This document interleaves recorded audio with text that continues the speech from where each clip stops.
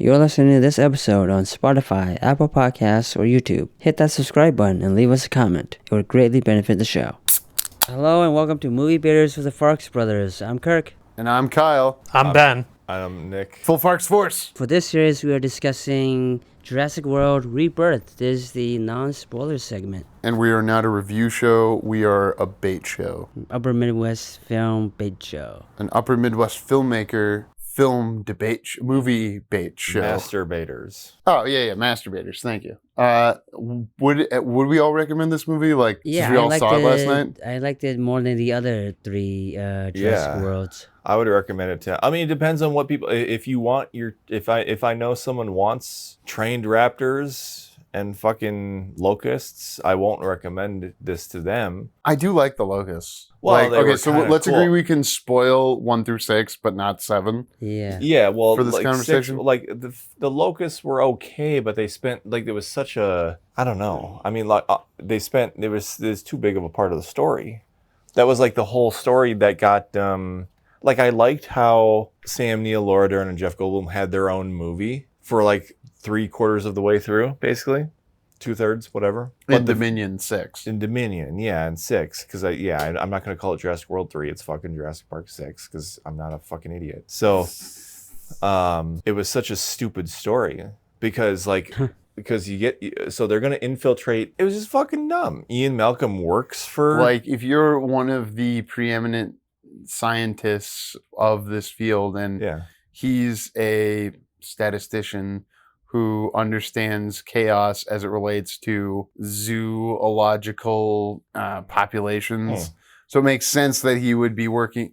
Yeah, they could afford him, and he'd rather be inside pissing out than inside or outside pissing in. You were talking about Ian Malcolm. Yeah, like why it makes sense for him, and he's a capitalist, you know. Yeah. He's That's I guess that's one of my lesser problems with it. It's a fine catalyst to get Alan Grant and Laura Dern into the fold, I guess, but the way that storyline progressed was like, okay, so now that Dodgson guy, fucking like Steve Jobs caricature, with his fucking namaste bowing and shit and his fucking turtleneck. No, I like that because that's how like corporations try to be like, oh, we care about your health and wellness. Well, it's a good commentary. Yeah, but I hate the character. I don't hate the filmmakers for making the character that way. I hate the character, but I'm supposed to hate the character. Yeah. So it's not a flaw of the movie, but like that character, his motivations were so muddled because like he's also sending guys out to kidnap the fucking clone girl, who turns out to not be a clone, but whatever. Like, well, that's what I like about the World trilogy, the initial World trilogy or whatever we're gonna call it. Whatever. Because I like the clone girl from 5. That's a cool idea. Like, oh, if you could clone dinosaurs, why wouldn't you clone a human? That's a cool idea to put in a Jurassic World Park movie. She was never part dinosaur, right? Yeah, but the point is the cloning technology. I know, but she was never part dinosaur, ever. You're right. They should make part human dinosaur people in 8. It's a toss-up. Which, when you bring up the cloning thing, that does kind of raise a bit of a plot hole question for this film. We might get to that in the spoilers. Okay, cloning spoiler. Meanwhile, talking about my general assessment of this movie, it's one of those movies I would neither recommend nor anti-recommend because there have now been 6 Jurassic Park sequels, and they are 6 for 6 in terms of none of them being good. No, I would argue this was a good movie. I just wouldn't say that this is a classic like Jurassic Park is. I mean, it's kind of a by-the-numbers Jurassic Park movie, though. Okay, that's like, it's a by-the-numbers steak, is my argument for it. Like, but the thing is, if it's a movie you've already seen, it's one of those things where, just like wait to see it like on a plane or something. Like, it's not necessarily something you gotta pay to see. This movie has gravitas, I would argue, and there are sequences we haven't seen in a Jurassic movie to this point. It takes the ideas from introduced in Jurassic Park and some of the elevated ideas from the other ones and finds something to do with them. It doesn't,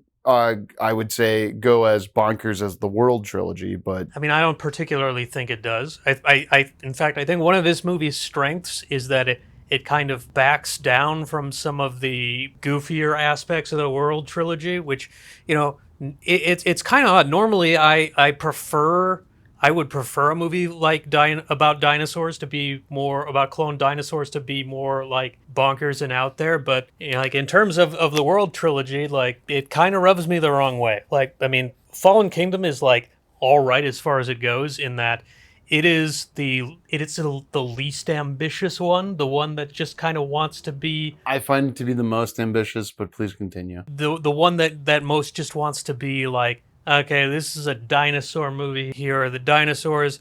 We want to have like a sense of wonder about them, as opposed to the first Jurassic World, which is the worst of the Jurassic Park movies, I think. And one of the problems with it is that it is a profoundly cynical film. I have been against Jurassic World like I'm kind of against The Force Awakens, which same year. Wait, the movie, The Force Awakens? Force Awakens is that 2015 trilogy? and Jurassic World is 2015. Why? Because it's just the same movie again with like... Yeah, but I think people like that though. That's why they liked Force Awakens, because it was just like a new hope. And Jurassic World. Wait, hold on. The thing is, Jurassic World is doing that, but it also thinks it's too good to be doing that. So it has that obnoxious subtext where it's like, oh, hey, this park is this big theme park is kind of like it's kind of like franchise filmmaking. Franchise filmmaking is really just kind of like a theme park. Do you get it, guys? Do you see how clever we're being? Huh? And like when you make a movie that's about how shitty your movie is, you've still made a shitty movie. You've just demonstrated that you knew better and you did it anyway. That's an interpretation that's meta to the movie. I look at it as maybe it's commenting on how you can get people to buy in the spectacle even when it's against their own interests. I think the movie is really kind of... I think Jurassic World, the first one, kind of tries to make that text, particularly with the character who's like... The text you've just said? Of like franchise filmmaking is silly. It's most embodied by the dialogue of that one character in the control room who's wearing the t-shirt from the original. Jake Johnson from New Girl, yeah. Jake Johnson from New Girl, who also makes a bunch of snarky comments about commercialism. So, like... Who is not in any of the subsequent movies after that. Yes. For reasons that I think, even though I like that actor, I just, I've been listening to Fat, Juicy, and Wet, and it is my specific pleasure to play you this song that I was like, well, Leanna's buying her new car, and I'm like, oh, I wonder what song will come on when I try to Bluetooth to this car with the guy in here. And what's she buying? Sexy. 2 Y's. King Pussy Eater revitalizes our conception of bodies and spaces with his new single, Goop on Ya Grinch. King Pussy Eater. Okay. He stole my title. Milk mustache in your face when I come. Damn. Hit it from the top. Hit it from the top. Yeah. Hit it from the bottom. Hit it from the top. Yeah. Pop go the pussy because that pussy say pop. All right. And now slide in and now slide. I just thought of Pennywise in the sewer. I am offended by that song because how dare you remind me of the existence of Third Base? What? You see Pennywise talking about pussy? You like pussy. Pop go the pussy pops. and the pussy go pop. That's a third base. That's a third base interpolation. Did you start the timer again? Or Pop goes the weasel. When you say Pop goes the weasel, I do not understand how it is third base. Yes, I have started the timer. Third base. It's the name of the group. They were one hit wonders in the early '90s, roughly contemporaneous with Vanilla Ice. Around Jurassic Park's release. Yes, nice. Pop goes the weasel and the weasel goes pop. It's one of those lame '90s pop raps. I haven't heard it, but I'd like to. I guess. I forgot where we were before the thing. Would you recommend this movie to someone? Yeah, I would almost take my kids to see it because, except for some like extreme parts, I think generally they would enjoy it. And I thought, like, what is the point of these movies to some degree? Is it just to set up exciting adventure situations with dinosaurs and then solve them? Now. For sure it is now. How set up for sequels does this movie make us? Because I felt as though the arcs of all of the main characters felt pretty complete. Yeah, isn't it great for a movie to do that? I mean, Yeah. you know, that's not a spoiler, but I would feel good about this just being on its own thing. You know, for cynical capitalist reasons, this exists so they can keep the IP. And they realized they had to fill a hole because they didn't have a big movie coming out this summer. And next summer, they've got a Nolan movie. They have a bunch of big movies coming out this Universal? summer. No, not Universal, but Universal only cares about what Universal needs. They don't care what Sony and the other, you know, big houses are doing. Like Disney's got its hits, Warner Brothers is killing it. But Universal doesn't have something. Well, it doesn't have a Godzilla this year, right? Wait, is that Universal or is that That's Warner Legendary? Brothers. And like the Godzilla and Kong going to Max is why Nolan is now at Universal. And Universal had a hole in its schedule. It wants to keep the IP hot and kind of make up for what happened. So they did a one-off back to basics movie that now you could go anywhere from. And people will be like, yeah, of the last 4 Jurassic movies, I've liked 2 of them, or I saw 1 of them. That's going to be most people. It is certainly you could do worse if you just want to get out and see some kind of movie. Like I went to see it. I went to see it with you guys just because I wanted to hang out with my bros, Nice. my fellow Farxes. Well, that's how I felt about F1. Is that it doesn't have Really? F1, I think, is a much better movie than Jurassic World Rebirth. the technical pieces of F1 that make it you forget how much of a brand exercise in IP, sports IP specifically, from a $1 trillion technology company that wants to do movies. I can't divorce myself from those thoughts while watching it. And it's got the like depth of a 90s movie where the hero is just, he has no flaws. I mean, he has all the flaws, but they don't matter. He has a lot of flaws in this movie. And you're supposed to love him for being flawed. And Having not seen it yet, and I might. I've got some free time. I just got laid off, so yeah. Having not seen it yet is and also since I don't listen to the podcast, I only appear on it. I don't listen to any podcast. I know. And why would I listen to one that I appear on? I was already there. But you're not as vain as other guests. How does it compare to the Gran Turismo film? It's better because it feels more real. Because of the way they do CGI visualization in that movie, they put, you know, cameras on top of real cars and put microphones into weird places in car engines to get certain sounds. This is to Gran Turismo what Top Gun would be to like Stealth. Or something like that. The Jamie Foxx movie Stealth, which I assume none of you remember. I remember its existence. I never saw it. Just to bring this back to Jurassic World, I have a few questions. Oh, good. Yeah, how do the dinosaurs go back to the equator? How did they get to the equator? Like, well, they proliferated and, you know. But and the ones by the equator were the only ones that lived. Like it's not like all of them got there. Like a lot of them didn't get there and died. Sure, that's fair, but like, well, I think here's the thing. Yeah. I don't think you can logically tie the dinosaurs that we're seeing in this movie to the ones that the clone girl released at the end of where Fallen those Kingdom. Guys go? Because think about it, they died out from disease. They died out. They couldn't hack it. They died from disease, starvation. They couldn't hack the environment because they covered that in like the fake Vice episode at the beginning of Dominion, and it's like, oh yeah, we're just gonna backpedal on this thing that we were promising at the end of 5. We're not gonna do that. We're gonna do locusts instead. But we already previs the Fast and Furious sequence with the Raptors, so that's happening. I fucking hate the Fast and Furious. And that lady in the white, like, it's such a Fast and Furious villain. I have her as an action figure for my kids. That's fine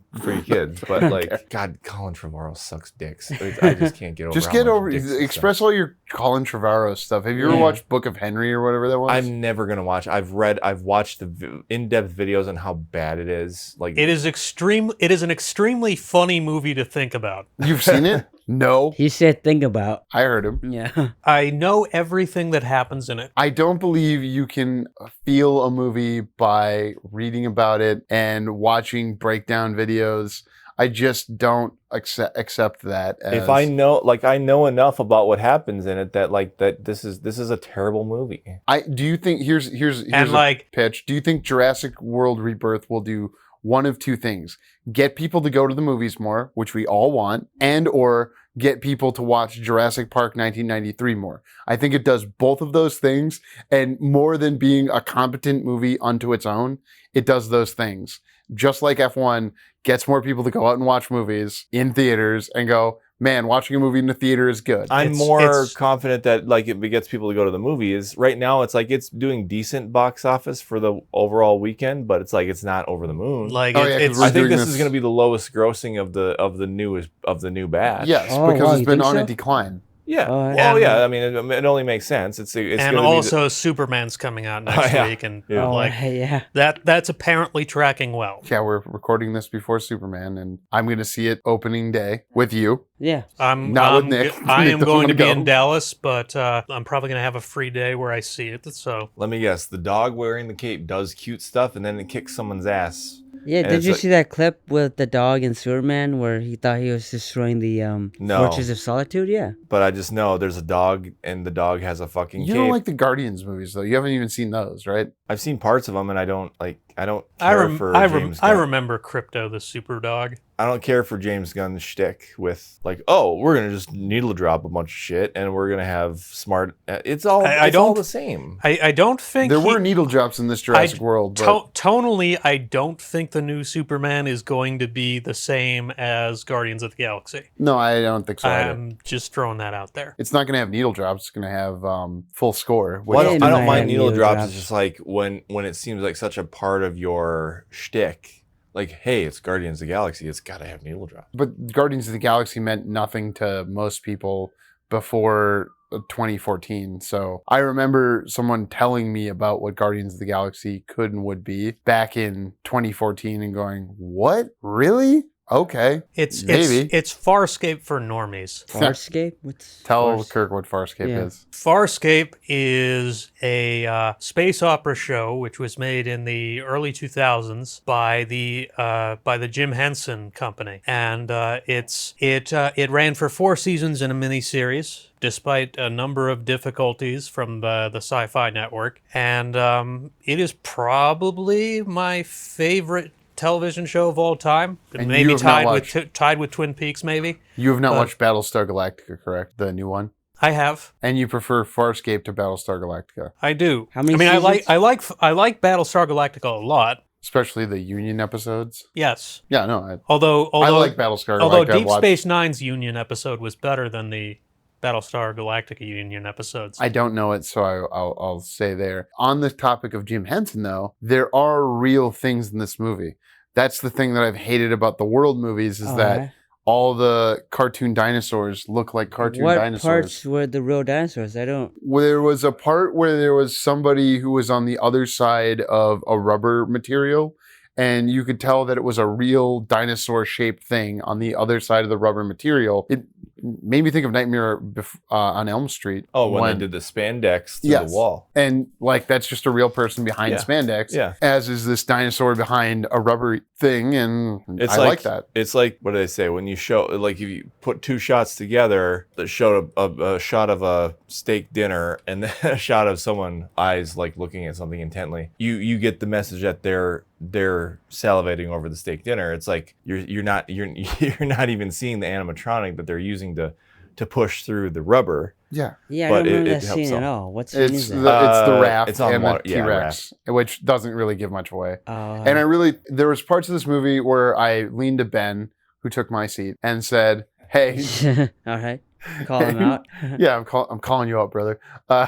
You had all your beers set out and everything. I did. I don't bring any beers to the movie. Yeah, I would never. Nick? Yeah, I was assigned to F14. That's the seat I'm going to sit in. I was F13, so that's. I was F12. What seat were you? Wait, I don't know what F I was now that I think about it. Was I the farthest? I'd like to be the closest to the middle, but I was the farthest to the side. Which is sounds like you were F15. I didn't have to take a big dump during the middle of it. Yeah. Because of that chicken wings we had. Oh, I didn't get chicken wings. You didn't take a dump, but you did. I did, yeah. I took a huge. I got steak. I was dump. like, I'm gonna get chain steak. We were at a chain restaurant, and they had recently renovated. We're not going to say what it is because no free ads. But they do steak. They do steak. The Onion once wrote an article about Joe Biden getting thrown out of it. That's fantastic. I can totally. Come on, man. Where's the pinball machines? Which they don't have. He puts on the aviators as he's being shoved out. A chain restaurant's like $20 steak is the equivalent of what I think Jurassic World movies are. Is like people are paying $20 to go to the movie theater, and they expect a certain thing, and they're getting that. And for the 70% of the audience that needs that, I feel this movie is going to deliver that, and that is why I'm arguing in favor. Nick said he loved it yesterday. I know, but wait, just to have a comparison, what is Jurassic Park, the first movie? That is a fine steakhouse going for the steak they're specifically good at, and listening to the sommelier of steaks who tells you, get it medium or medium rare, because this one is better at medium rare and this one is better at medium. And it's a once in a lifetime thing. It's a type of steak place you go to once like a year. Time, right? I'm only going to go there. You can't replicate it. So like, why even try? Or not why even try, but like if you're going to try, just know that it's not going to be the same thing. Can you at least capture some of the feeling of we were talking about it even on the other thing that we recorded before this. They're materialist episodes. Listen to those, Mrs. Farx guests. Somehow we got on it, and I was thinking like it's about people want to relive the experience of seeing something for the first time. Mm-hmm. That's why sequels and reboots are so popular. It's like you can just go watch Jurassic Park, but you want the feeling of watching Jurassic Park for the first time again. So can you give us something that's like Jurassic Park? And that's why the same but different. The same but different. The same but different. But like, and they can never top Jurassic Park. But like, why I like this so much was that the feeling, the overall feeling, the script's nothing to write home about. The characters are nothing to write home about. The direction was like the best thing, like present for this. Gareth Edwards did a good job. I don't think this settles the debate of would David Leitch have been better. Who knows? I was going to bring we'll back up in the spoilers segment. Yeah, okay. We'll never know unless he does Jurassic Park 8. I hope he does now. I still don't think he's the right person for the job. I don't like Atomic Blood because the CGI car crashes. Yeah, someone's gonna run onto the street and get hit by a car and transition to a CGI. Well, I would argue there are moments in Rebirth that I felt were very well done. Yeah. I don't know. The boat part at the beginning I thought was great, and that doesn't spoil anything, right? Part? Which boat part? Very when long, people, drawn out. There's a long, drawn out sailboat scene that is very exciting. Yes. When the family is introduced on a boat. It's a human story. I think that's what Jurassic Park or Jurassic World has to do. They have to pick a human story and just go with that. Sure, you're gonna, cramp it down to a very small, tiny size story. But I think that's what's gonna work best for Jurassic World going forward. Kids in peril. Yeah, not kids, families, like No, ordinary. that's the kid in a monster movie is always invincible, except in the 80s remake of The Blob. Oh, yeah. Oh, that kid. Nosferatu. Fucked. Kid in Nosferatu? Very underappreciated film, I didn't by the see way. 80s Blob? Yeah. Oh, I love the fucking Blob. The 80s Blob. Yeah. Great fucking movie. The 80s Blob, fucking love it. Yeah, it's fantastic. It's Chuck Russell directed. He had just done Nightmare on Elm Street 3. Frank Darabont wrote it. Oh, yeah.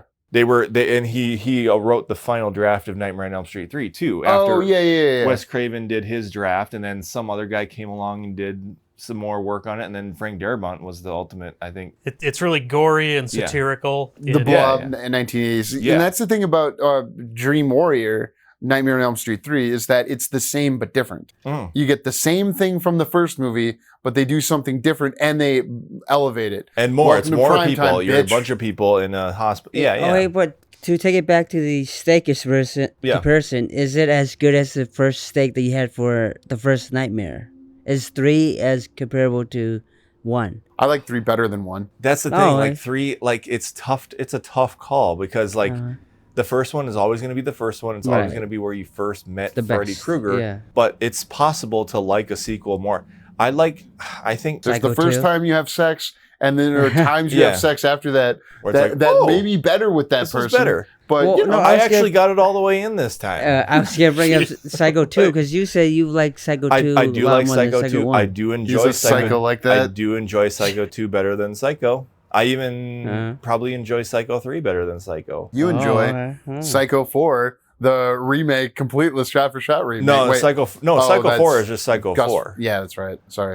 It's a split between a prequel and present day. There are 6 Psycho movies. There's the 4 Psychos. There is Psycho, the shot-for-shot remake that Gus Van Sant did with Vince Vaughn. Yeah. And then there's Hitchcock, where they talk about the making of Psycho. Oh, I would consider it one. I didn't count that. And then there is Bates Motel, the 5-season series that was on. Like Psycho 4 is just an alternate version of Bates Motel with a present day framework. Yeah, with Anthony Perkins making his last movie before he died of AIDS. He died of AIDS. Oh, Nightmare Before Christmas or Nightmare on Elm Street 2. Oh, wow. Why are we talking about that? No, I'm just saying one could draw a parallel between those two things. Wait, what? And Jurassic World? Well, Nightmare on Elm Street 2 and Anthony Perkins dying of AIDS. Wait, what does that have to do with? Yeah. Because the Nightmare on Elm Street 2 is the one where it's about the Freddy coming from within. Yeah. And the fear of, having. Oh, I mean, it's very like homosexual undertones. Everyone knows that about it, but and everyone's saying, well, it wasn't intentional. Well, it wasn't intentional. It could be homosexual, or it could be the fear of AIDS. You could instead of saying the main actor from the movie has HIV. Yeah, I mean, Apparently. there's also that too. He's got a GoFundMe right now. Wait, now really? He's still alive? He's still alive. He's got troubles. Oh, I hope that Mark Patton. I hope that his GoFundMe. I wish healthcare was more effective in this country, and I do think this movie had some same but different ideas in terms of the socioeconomic stuff that we should save for spoilers. So I'll write that down. All right, should we just commies move into spoilers then? And the anything else in? We would recommend it. Everyone should go see it. Ben doesn't say that, but Ben watch it on I don't plane. anti-recommend it. Yeah, he's neutral. He's Switzerland. If you are on a plane and have one of the touch screens on the back of the seat, and that movie's on there, it'll get you through the flight all right. Here's why this movie is better than F1 based on that, Kirk. Wow. Because you are watching F1 for the experience, the haptic experience of I'm watching this in IMAX or I'm watching it in Dolby and the seats shake. But on a theater or on the back of a plane, it's like, oh, that's not as good. But if you're watching Jurassic Park, you're getting, hey, what dumb sci-fi idea do they have? Like, how dumb are the people in this Final Destination situation? Which I did really like the Final Destination opening of this movie. And what sci-fi ideas are they introducing? Like, if they can clone a dinosaur, if you can dodge a wrench, you can dodge a ball. If you can clone a dinosaur, you can clone a human. No, your quote was, if you can tame the Rock, you can tame a dinosaur. What the hell does that even mean? Well, because David Leitch was able to get the Rock and Jason Statham to agree to throw the same number of punches against each other in Hobbs and Shaw. But the dinosaurs aren't real. These two people who are fighting each other are real. I don't think The Rock isn't real. He's Dwayne Johnson. I don't see how that would correlate to doing a I mean, in context, you're not gonna watch F1 on your phone in bed. Well, that's what I'm saying. But you could still get a lot out of the new Jurassic movie on your phone because of the ideas. You can, but I would still argue that F1 is a better movie to watch despite watching on your phone, despite watching on the back of a... Why? It's cliched. We're not here to debate F1. If we want to make an episode about F1, we will debate it on that. I do. Yeah. I mean, I feel like a lot of what I have to say about Jurassic World Rebirth is stuff I can't say in part one. All right, so let's just end the non-spoilers here, and we'll see you in our spoilers segment. Thank you for listening. For more JK Productions, find us on Instagram at JK Productions Team and on Facebook, JK Productions MN.